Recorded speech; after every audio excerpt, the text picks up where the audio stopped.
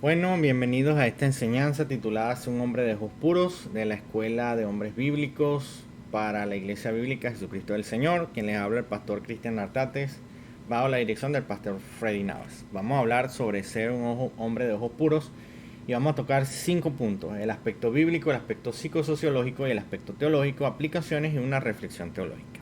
Vamos entonces a orar. Señor, te damos gracias por esta oportunidad que tú nos brindas de reunirnos en tu nombre. Queremos agradecerte que tú has sido bueno. Tú eres nuestro Dios, nuestro Señor. En ti confiamos y creemos. Gracias, Padre, por tu maravillosa misericordia en enviar a tu Hijo para morir por nuestros pecados en la cruz del Calvario. Gracias por habernos limpiado con tu sangre, Señor. Queremos caminar conforme a tu palabra y queremos crecer en ella, Señor. Queremos que tú nos ayudes, Señor, conforme a tu misericordia y tu gracia. Ayúdanos a entender por medio de tu palabra y con la acción de tu Espíritu Santo a vivir para tu gloria. Ayúdanos a caminar en esta verdad y que tú seas glorificado en todo momento. En el nombre de tu Hijo Jesús te damos muchas gracias. Amén. Ok, vamos a comenzar entonces con el primer punto. Y es brevemente en esta introducción lo que queremos tocar es algunas cosas como por ejemplo el aspecto bíblico, el aspecto psicosociológico, pero hacer un énfasis en el ámbito de que la palabra de Dios es nuestro fundamento. Es decir, nosotros debemos a través de la palabra, eh, debemos ver la realidad de lo que Dios nos llama. Evidentemente hay muchas cosas que pueden tomarse en consideración, pero la escritura es nuestro fundamento y nuestra base. Como sola escritura, y así también como la palabra nos lo enseña en 2 de Timoteo, toda la escritura es inspirada por Dios. Si hay algo en donde nosotros podemos cimentarnos y tener un fundamento seguro es en la palabra, indistintamente de cualquier otro tipo de cosas que se puedan aprovechar para el beneficio de nosotros en nuestro peregrinaje en la vida cristiana. ¿Ok?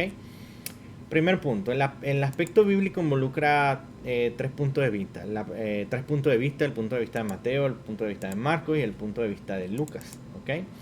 Sobre la base del texto de Mateo 18:9, en donde el Señor Jesucristo dice: y si tu ojo te es ocasión de caer, sácalo y échalo de ti. Mejor te es entrar con un solo ojo en la vida que teniendo dos ojos ser echado en el infierno de fuego. Lo primero que debemos ver acá es el contexto de Mateo 18:6.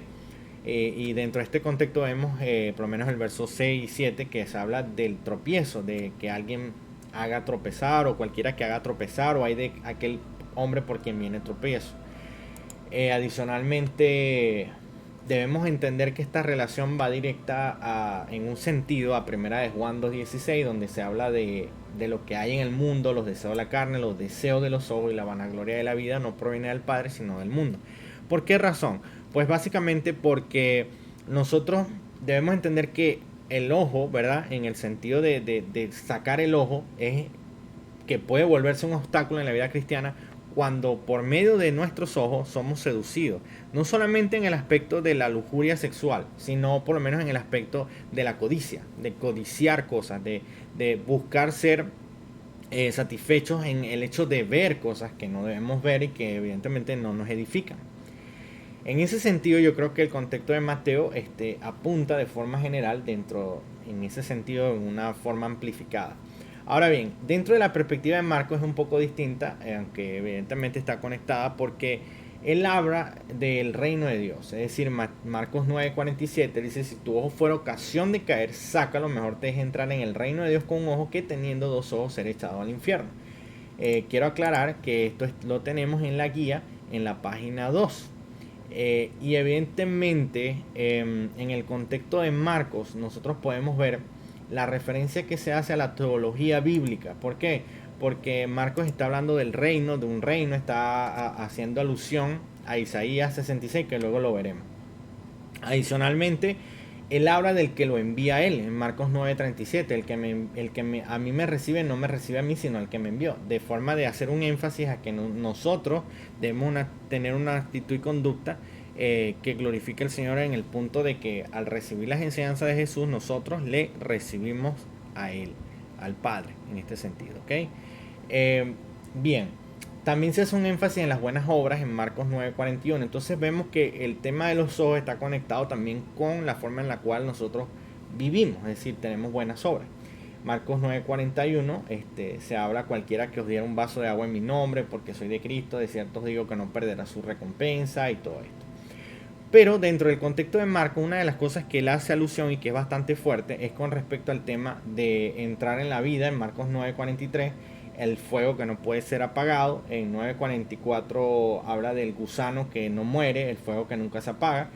Porque estas frases y estas palabras las utiliza, por lo menos la palabra gusano la usa 2 veces, 3 veces. Sí, 3 veces la utiliza la palabra gusano. La palabra fuego la utiliza 6 veces. La palabra o frase nunca se apaga la utiliza 5 veces. Y él hace una relación en Marcos 9:44, el gusano que no muere y el fuego que nunca se apaga, a Isaías 66. Evidentemente en la profecía de Isaías 66 Dios había advertido sobre un juicio, y que este juicio, que era un juicio general, iba a ser precedido de otro juicio, es decir, iba a haber un juicio antes del juicio general. Y yo creo que eso concuerda bastante con las palabras del Señor en Apocalipsis, en el mensaje a las iglesias. De hecho lo hace en Apocalipsis 2:5, 2:16, 3:3, en donde él utiliza la fraseología vendré pronto a ti, es decir, vendré pronto a ti, contra ti. Y evidentemente creemos que es un vendré a ti en el forma de juicio, y que no es necesariamente el juicio final en la segunda venida del Señor, sino de forma anterior, es decir, que antes de que Él venga a juzgar todo, Él viene con un juicio interno, un juicio, vamos a decirlo, un prejuicio, si quisiera, prejuicio del juicio general, ¿ok?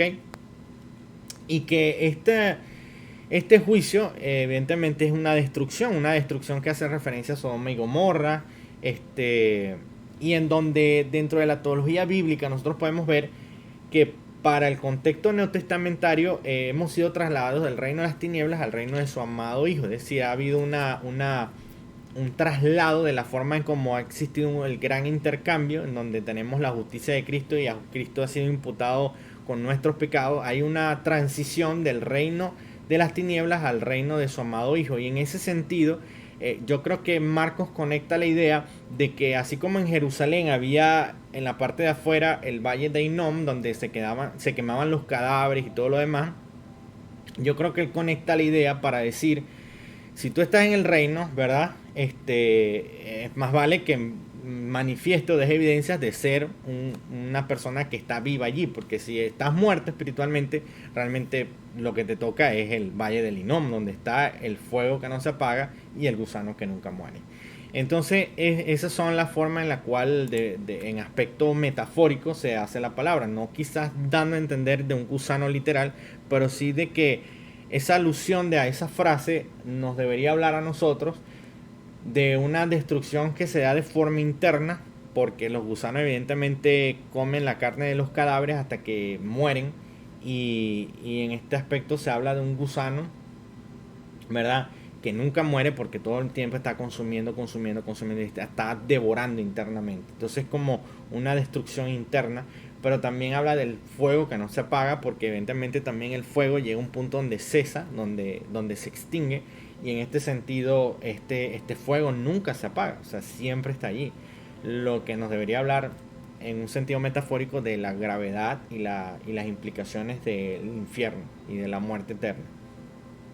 Ahora bien, en Lucas nosotros tenemos una perspectiva en donde se habla de Lucas 11:34, la lámpara del cuerpo es el ojo. Cuando tu ojo es bueno, también todo tu cuerpo está lleno de luz, pero cuando tu ojo es maligno, también tu cuerpo está en tiniebla. Él hace una referencia del ojo y lo relaciona a la luz, como cuando una persona tiene problemas en los ojos y no ve bien, y puede estar expuesto a la luz del sol, pero sin embargo no tener esa realidad de ver la luz, ¿ok? Claro, hay unos comentaristas, y se ha dado también la idea, algunos teólogos lo han observado desde la parte de que el ojo viene a ser como el ojo interno, es decir, el entendimiento interno del razonamiento. Es decir, Efesios 1:18 habla de alumbrando los ojos de vuestro entendimiento para que sepáis cuál es la esperanza que Él os ha llamado. Este alumbrar los ojos de vuestro entendimiento parece aludir a la forma en cómo el Espíritu Santo nos ilumina a través de su palabra para tener un razonamiento acorde a la voluntad de Dios. ¿Ok? William Barclay lo desarrolla en tres formas que me llaman la atención en el tema del razonamiento y el entendimiento como un raciocinio interno. Es que, por ejemplo, él habla del endurecimiento del corazón, que el corazón se puede endurecer de la misma forma en la cual ustedes cuando agarran y se ponen a trabajar con un pico, una pala, hacer huecos, lo demás, todo ese contacto y ese roce que tienen con la madera o con el hierro produce unos callos. Esos callos llega un momento que se insensibiliza porque la piel se hace más dura. De esa manera el corazón se puede endurecer. Pero también otra forma de verlo es que el corazón no solamente se endurece, sino que se vuelve insensible. Y se vuelve insensible de la manera en la cual uno le puede caer una basura en el ojo y uno puede tener esa basura en el ojo por un tiempo determinado y ahí llegar un momento que uno es como si uno se hace, como se usa la palabra aquí, se hace loco, es decir, dice, bueno, no le toma importancia, pero te acostumbras a vivir con esa basura en el ojo. Y que de esa forma el corazón también se puede insensibilizar. Finalmente, Barclay habla de que el corazón se puede volver rebelde porque no solamente se endurece, no solamente se vuelve insensible, sino que se revela en el sentido de que una persona puede llegar a saber lo que debe hacer y no hacerlo, hacer lo contrario, en forma de rebeldía. Y tú lo puedes ver cuando hay personas que de pronto tú tratas de orientarlo y direccionarlo o aconsejarlo en el sentido que la Biblia establece o nos alumbra o nos llama, y esas personas sencillamente dicen no quiero y no me importa y no quiero hacerlo, aún sabiendo de que es lo correcto. ¿Ok? Lange, que es un comentarista, me llama la atención que él habla con respecto a la enseñanza de Lucas, con respecto al ojo y la luz, porque él dice que pudiéramos verlo de dos formas. Si nosotros somos llamados a ser sal y luz en la tierra y tenemos una lámpara, se supone que esa lámpara debe iluminar hacia afuera exteriormente, pero también a nosotros. Entonces, ¿de qué manera, si nosotros tenemos una lámpara, de qué manera podemos, ojo, decir que tenemos una lámpara e iluminar a otros exteriormente y no ser iluminados nosotros? Eso sería interesante acotarlo. Porque si no sería absurdo. Entraríamos en una cuestión absurda. Pero en el otro sentido, también Lange dice que la luz debería fluir y brillar desde nuestro cuerpo, internamente debería brillar, esto en el contexto de Lucas capítulo 11, debería ser como un fluir de internamente hacia afuera. Entonces, ¿de qué manera, si nosotros estamos brillando hacia afuera, de qué manera no nos estamos engañando a nosotros mismos? En el sentido de que se supone que somos la luz, tenemos la luz y alumbramos, pero esa luz no está fluyendo porque internamente hay oscuridad. Entonces, realmente lo que nos debería a nosotros hacer confrontados con el aspecto de que no tenemos luz y lo que tenemos realmente es oscuridad, o en este caso una luz que es muy pequeña y bastante tenue y no llega a iluminar nada. En paralelo con Mateo, el tema de las tinieblas, también se puede comparar ese entendimiento entenebrecido como el estado de la mente. ¿De qué manera también? Pues de la forma en la cual un ojo enfermo que no percibe la luz no nos permite ver el entorno, y cuando caminamos nos tropezamos y nos llevamos todas las cosas por delante. De esa manera, un entendimiento entenebrecido, un entendimiento caído, es decir, un ojo viciado, con mañas, con todo este tipo de cosas, va a perjudicar nuestro propio caminar en la fe en Cristo Jesús.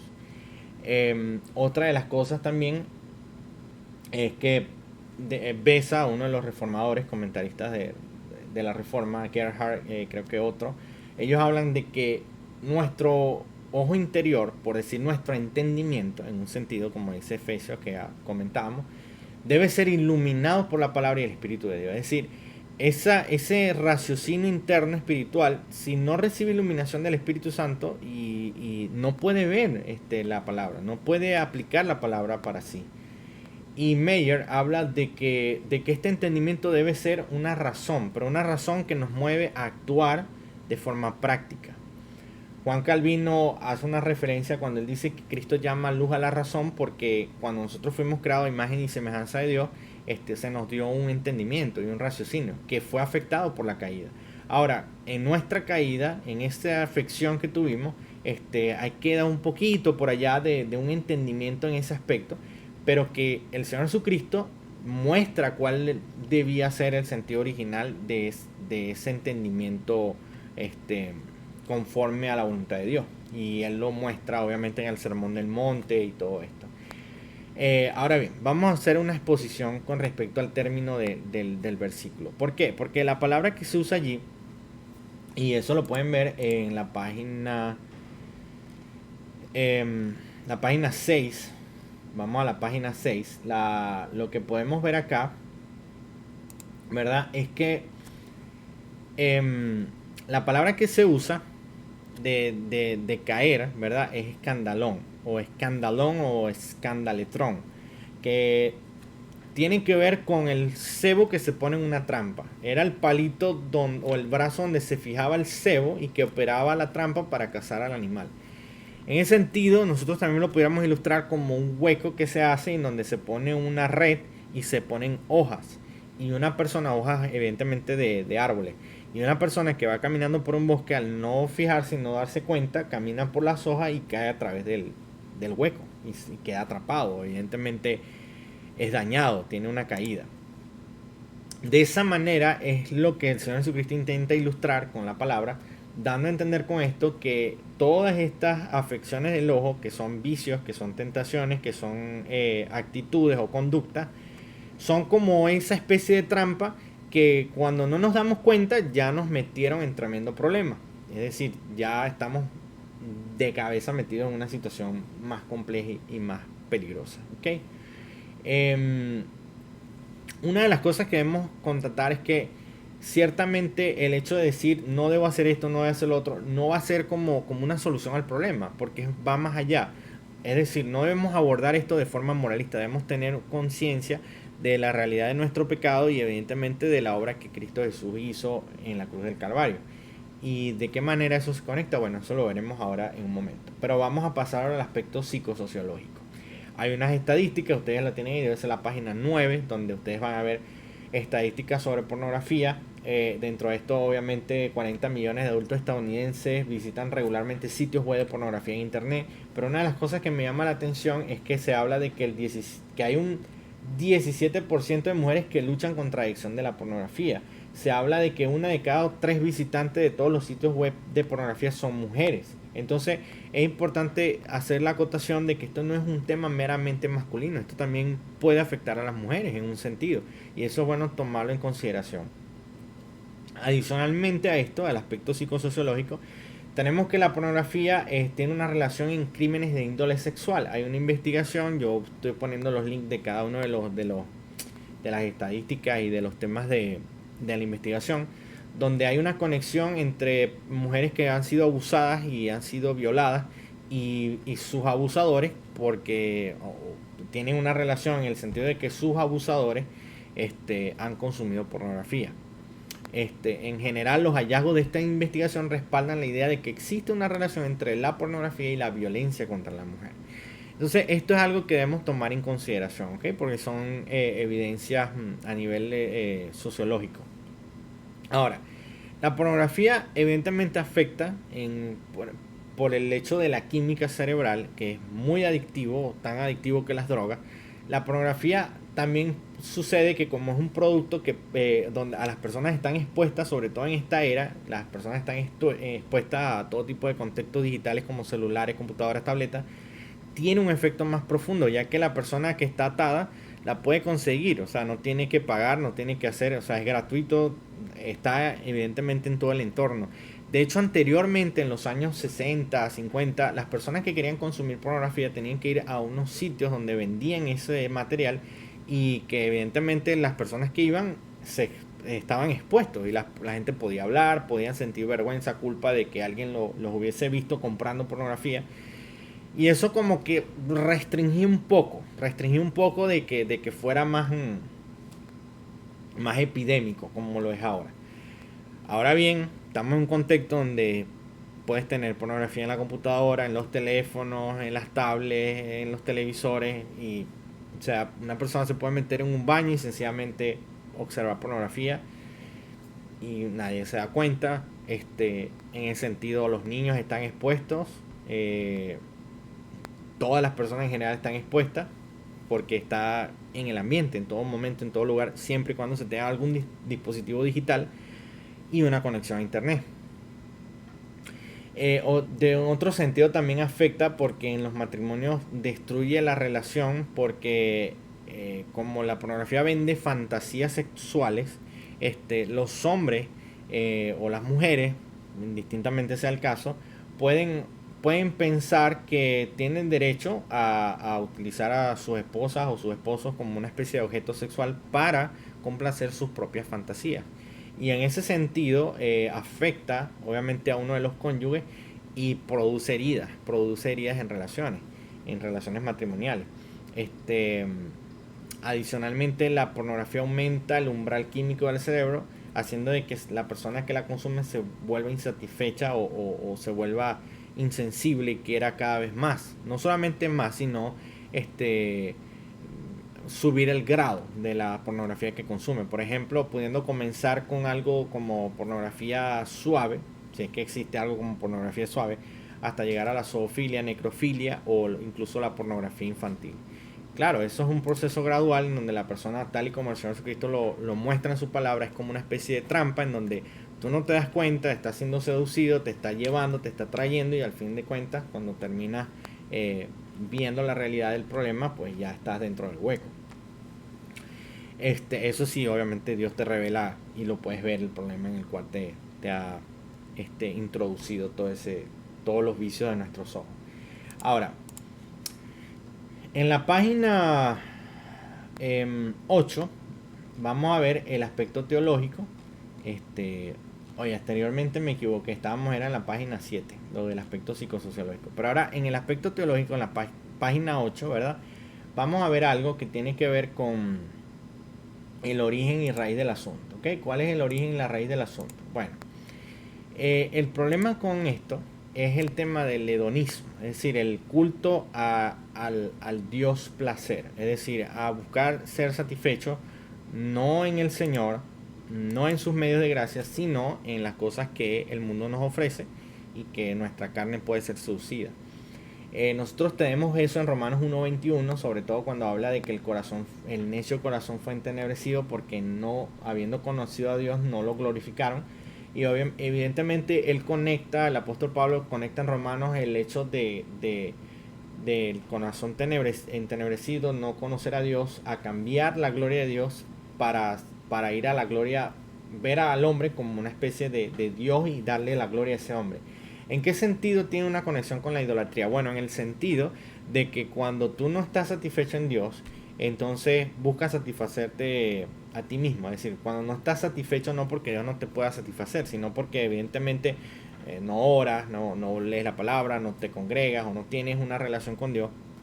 Evidentemente al no estar satisfecho tú en Dios o yo en Dios por nuestro pecado y nuestra condición, intentamos reemplazar esa satisfacción con cosas que nos provee el mundo, como tal el tema de los placeres sexuales. En ese sentido, nosotros desplazamos a Dios de nuestro corazón y ponemos esas actividades y esas conductas que afectan o transgreden directamente la ley del Señor y evidentemente le damos esa gloria y esa honra a esas actividades. Es decir, nosotros nos adoramos a nosotros mismos en la medida que satisfacemos nuestros deseos y placeres. ¿Ok? No sé si esa sería la palabra. Porque evidentemente lo que Dios nos dice es lo contrario, que no nos va a satisfacer. O sea, va a ser una satisfacción temporal, pero nuestra paz no va a depender, o nuestro gozo, de alguna actividad como este tipo de actividades. Primera Tesalonicenses 4:5 nos dice no andando en pasión de concupiscencia como los gentiles que no conocen a Dios. En este sentido es importante entender que el conocer a Dios va mucho más allá, evidentemente, de saber que Dios existe y que Él es omnisciente, omnipotente y todo ese tipo de cosas que son de sus atributos, sino con el hecho de entender hasta qué punto nosotros conocemos a Dios para decir, Señor, sí, yo quiero ser satisfecho en ti y quiero estar contento al tenerte a ti en mi vida y no buscar satisfacer ese tipo de cosas de una forma contraria a lo que Dios establece, ¿ok? El hedonismo en ese sentido es algo que debemos tener en consideración, que es una filosofía en donde podemos buscar el máximo placer que podamos en la tierra y que eso está bien. Entonces nosotros creemos que podemos buscar placer en la medida que Dios nos pueda satisfacer a nosotros conforme a su gracia, conforme a su gozo, a su bondad y a su amor. Ahora bien,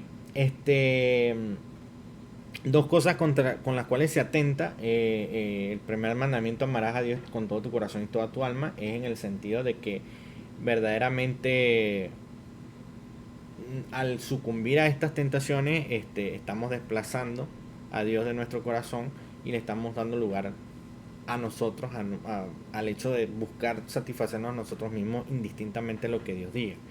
Y también atentamos el segundo mandamiento, que es amar al prójimo como a ti mismo. ¿Por qué?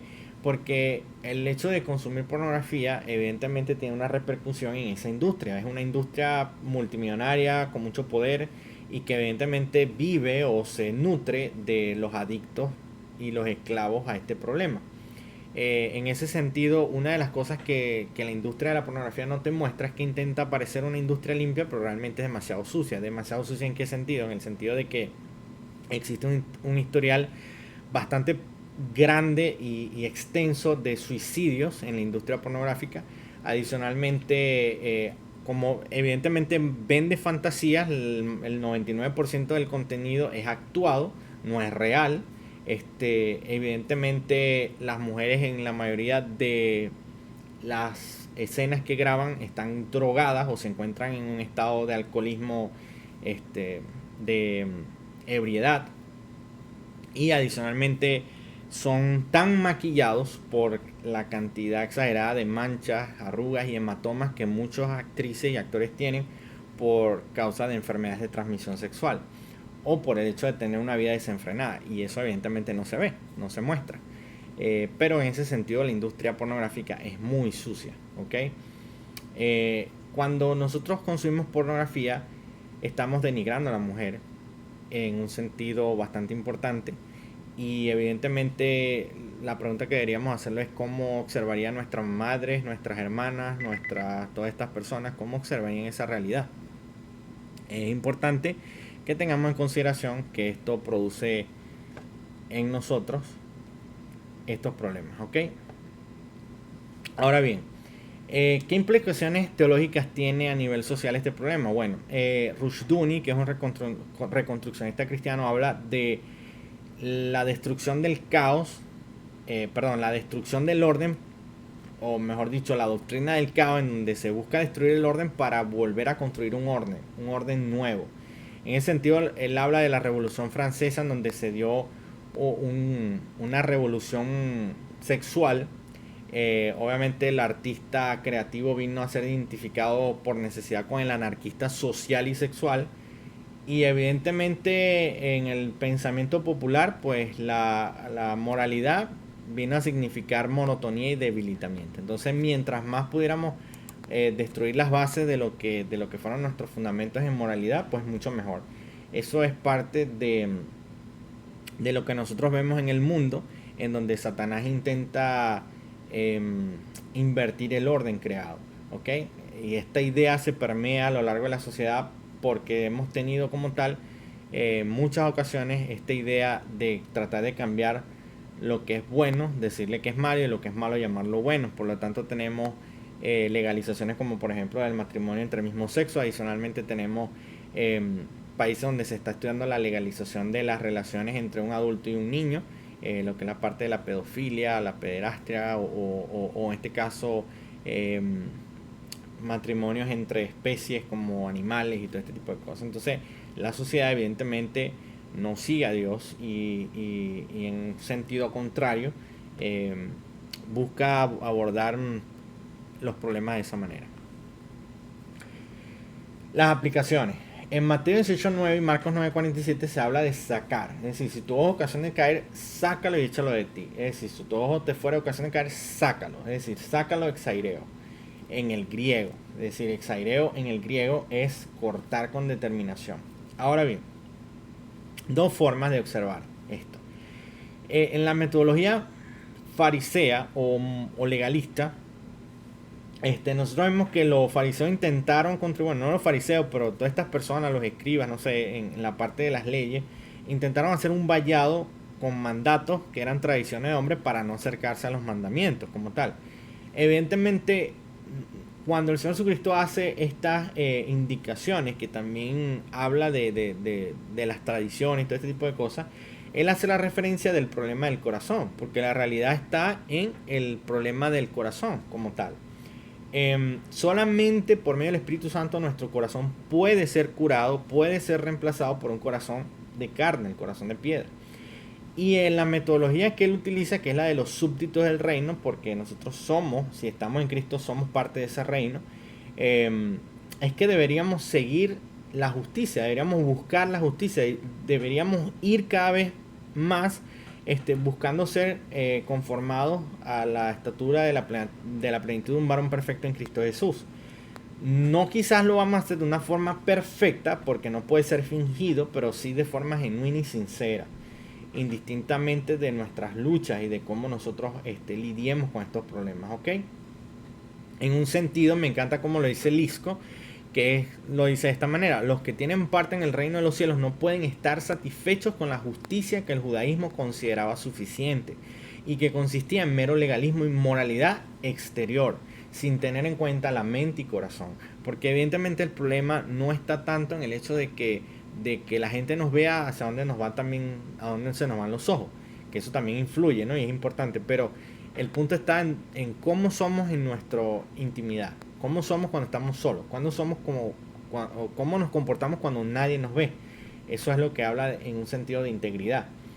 Pero ¿qué pasa? En Hebreos 12:1 se habla de despojarnos de todo peso del pecado que nos asedia para correr la paciencia con carrera. Y esto es algo que debemos tener en consideración, porque si bien no somos legalistas y no vamos a tratar de actuar tratando de corregir el problema externo, hay cosas que debemos considerar. Los griegos tenían en sus olimpiadas varias formas de carrera, y una de esas carreras era la carrera con antorcha, una antorcha encendida, indistintamente que la persona fuera fuerte, aguerrida, veloz o con muchas capacidades físicas. Si él llegaba a la meta con la antorcha apagada, no valía de nada. En ese sentido, yo creo que hay una alusión de Hebreos 12:1 con respecto a que nosotros como cristianos tenemos un peregrinaje, es decir, una carrera que correr. Y dentro de esa carrera nosotros debemos evaluar cómo llevamos la antorcha encendida para evidentemente llegar a la gloria de nuestro Señor. En el sentido de que, como decía también creo que el apóstol Pablo, no fuéramos a hacer para otras personas como un testimonio, pero para nosotros mismos estar perdidos, pues estar perdidos y estar ajenos del reino de Dios como tal.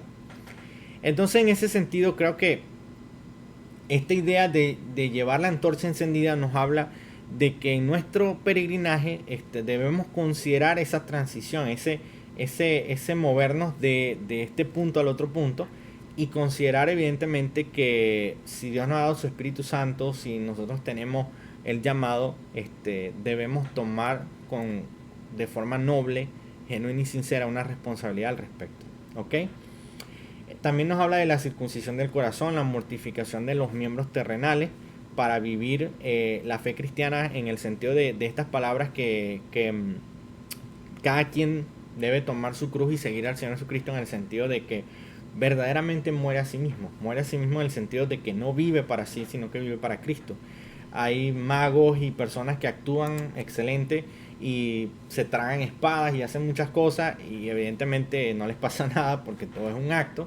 Pero lo que nosotros vemos en la palabra de Dios es que si ella es una espada de doble filo que penetran hasta nuestro ser, hasta nuestro corazón, esa espada debe cortarnos. Y al cortarnos, evidentemente va a haber sangre, va a haber un sangrado, que habla evidentemente espiritualmente de cómo nosotros vamos a vivir para Cristo, no solamente en el aspecto que que es beneficioso o que es gozoso y que es de disfrute, sino en el aspecto también que requiere de de un sacrificio personal, en un sentido.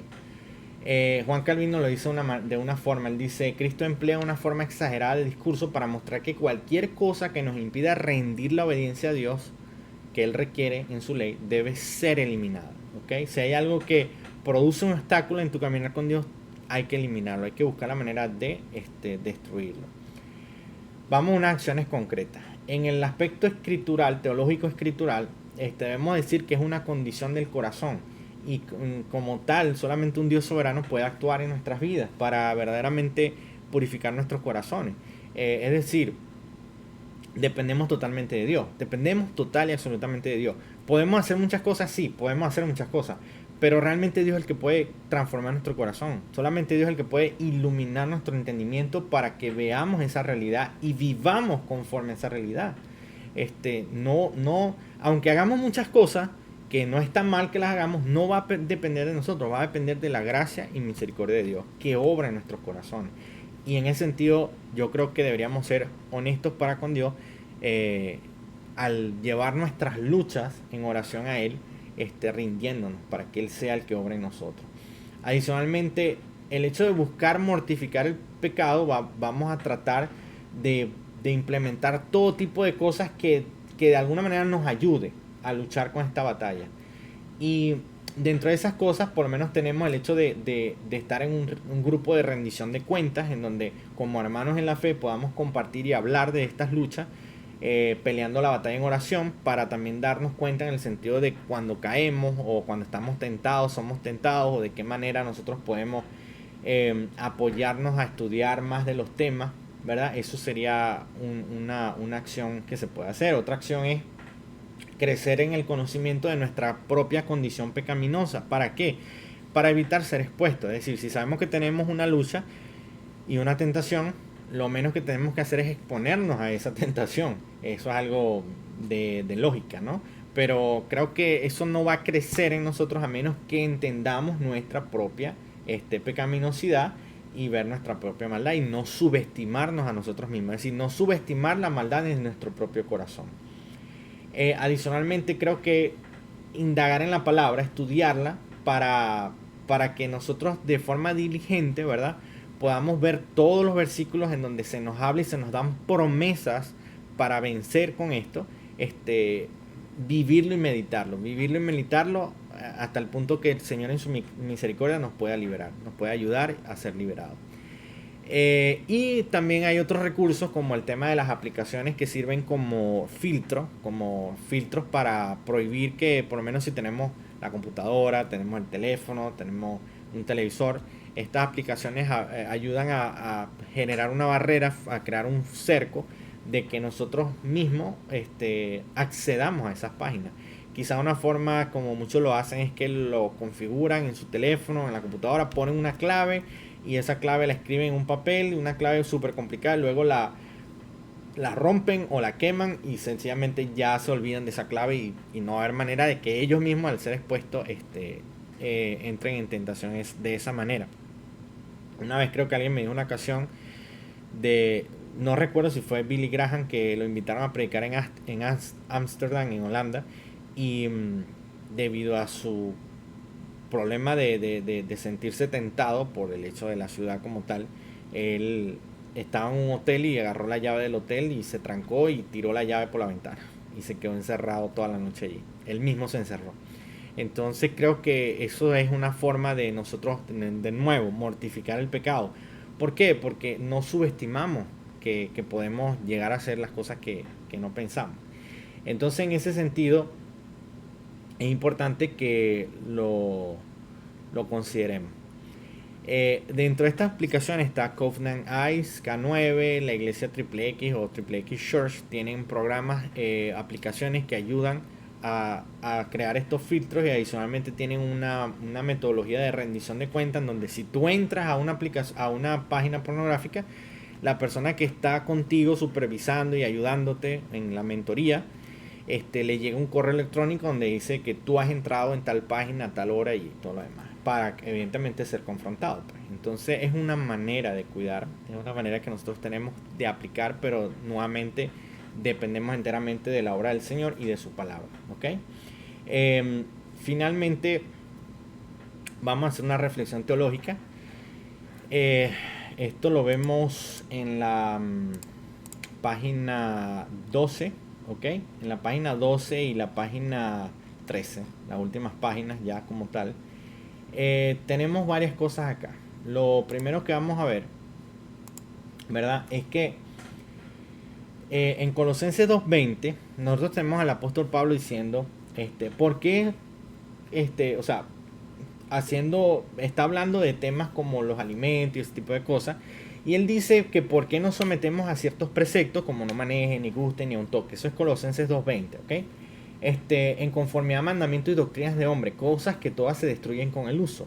¿Qué es lo que está diciendo ahí? Yo creo que lo que está diciendo ahí es que quizás hay ciertas cosas que uno puede hacer como para generar este tipo de vallados o cercos para no pecar, para no llegar al punto de transgredir la ley del Señor en un sentido, que fue en lo que en un aspecto también los fariseos hicieron con el tema de las tradiciones de los hombres, pero que evidentemente no va a resolver el problema, porque el problema es el problema del corazón. Es decir, nuestro problema es el corazón como tal. Nuestro corazón es que emanan las palabras, las actitudes, las acciones, etc. Entonces, él dice en el capítulo 3:1, conectado con el tren de ideas que viene desarrollando, que si habéis resucitado con Cristo, buscad las cosas de arriba, donde está Cristo sentado a la diestra de Dios. Poned la mirada en las cosas de arriba y no en las de la tierra. En este sentido, yo creo que él alude a que nosotros deberíamos tener una cosmovisión de la vida cristiana en donde la palabra de Dios fuera como unos lentes por donde vemos, que vemos a través de la Biblia, de la palabra, vemos la vida y vivimos de esa manera. Porque evidentemente estamos hablando de los ojos, como el tema de evidentemente ser un hombre de ojos puros, estamos hablando de los ojos, pero el tema del corazón se desarrolla a lo largo de todos nuestros miembros, de las manos, de los pies, de la mente, de nuestra lengua, que lo aborda Santiago. Entonces, si nosotros habemos resucitado con Cristo, deberíamos vivir en esta idea de este reino que Dios ha inaugurado en Cristo Jesús. Y que evidentemente no andamos viendo hacia arriba como una persona sale de la casa y ve hacia arriba y se lleva un poste delante porque está viendo al cielo, no, sino que ve el entorno como ya el entorno de la vida eterna, como ve el lugar en donde Dios está en el nuevo pacto que tenemos en Cristo Jesús, en el pacto de gracia, llamando, invitando a todos los hombres a ser parte de su reino. Y que nosotros como súbditos de ese reino estamos llamados a glorificar al Señor y mostrar que evidentemente Él es nuestro Rey y nuestro Señor. Juan Calvino lo dice en un sentido: si la mente fuera pura, los ojos y las manos le obedecerían. Pues es cierto que no tienen movimiento propio, pero aquí somos profundamente culpables. ¿En qué sentido? Porque ciertamente el ojo es un órgano, como es el oído, como es el hígado, como es cualquier otro órgano del cuerpo. Y ellos están interconectados a la mente, que es nuestro razonamiento, de nuevo, el entendimiento, entenebrecido o iluminado. En ese sentido, nuestros miembros lo que van es a evidenciar cómo está nuestro corazón. No vamos a transformar y a cambiar nuestro corazón transformando nuestros miembros. Vamos a ver la realidad del corazón a través de nuestros miembros como los ojos. En ese sentido, estamos totalmente desarmados y solamente Cristo por su gracia nos puede regenerar y nos puede ayudar. Si la lujuria está en el corazón, no será destruida arrancándonos los ojos. Si el odio reina dentro del hombre enfurecido, o él es esencialmente un asesino, incluso después de haber cortado la mano con la que estaba a punto de cometer su terrible crimen. ¿Ok? Veamos la realidad de nuestros corazones y vivamos profundamente humillados y agradecidos a la verdad de que Cristo es el único que nos ha librado, nos libera y nos liberará, en el sentido de darnos un cuerpo glorificado. Espero que esto haya sido bendición para sus vidas y quisiera entonces que pudiéramos tener una oración. Señor, te damos gracias por tu palabra. Te damos gracias por tu palabra, Señor. Queremos glorificarte y exaltarte porque tú eres bueno y para siempre es tu misericordia. Gracias por ayudarnos a ver la realidad de nuestros problemas, de nuestro pecado en nuestros corazones. Te pedimos que tú regeneres nuestros corazones caídos, que tú obres en nuestra vida, santificándonos en tu verdad, que podamos caminar en esta realidad. Padre, ayuda a nuestras luchas, todas las luchas que todos los hombres que han creído en tu palabra tienen. Ten misericordia de ellos y llévalos, Señor, en bendición conforme a tu riqueza en gloria, Señor. Padre, sé bueno en el sentido de que tú eres bueno para con nosotros en tu misericordia. Te pedimos que tu bondad sea manifiesta para ayudarnos, Señor, en todas estas luchas, para que podamos vivir para tu gloria siempre, Señor, y que tú brilles cada vez más, Señor, en nuestras vidas. En el nombre de Jesús, amén. Muchas gracias, hermanos, y Dios le bendiga en Cristo Jesús. Hasta la próxima oportunidad.